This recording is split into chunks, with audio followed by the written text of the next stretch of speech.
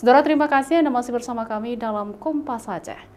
Menyisihkan gaji almarhum suaminya sebagai pensiunan veteran untuk tabungan haji, Nyacur lansia 97 tahun warga Kabupaten Aceh Besar kini dijadwalkan akan berangkat ke Tanah Suci untuk menunaikan ibadah haji pada 29 Mei mendatang.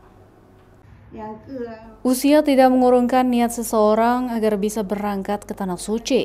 Seperti yang dirasakan Nyak Cut, wanita lansia berusia 97 tahun, warga Bung Cekok, Kecamatan Ingin Jaya, Kabupaten Aceh Besar. Untuk bisa menunaikan ibadah haji, Nyak Cut mulai menyisihkan tabungan dari sisa gaji pensiunan veteran suaminya yang meninggal dunia pada tahun 2013 lalu.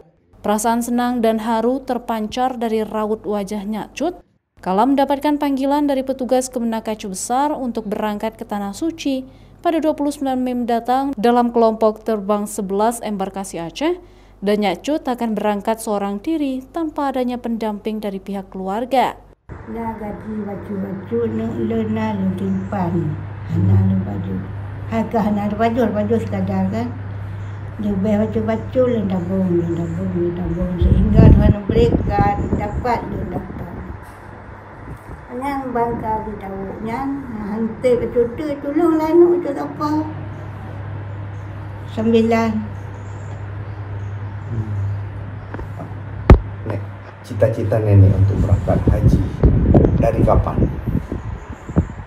Zaman dulu sudah cita-cita, tapi belum sampai. Ini Allah yang beri. Sudah sampai, belum sampai sana.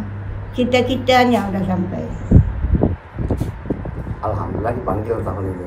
Ya. Untuk tahun 2025, Kabupaten Aceh Besar akan memberangkatkan sebanyak 420 jemaah yang tergabung dalam kloter 5 dan kloter 11, dan kloter 5 akan terbang pada tanggal 22 Mei mendatang. Raja Umar, Kompas TV, Aceh Besar.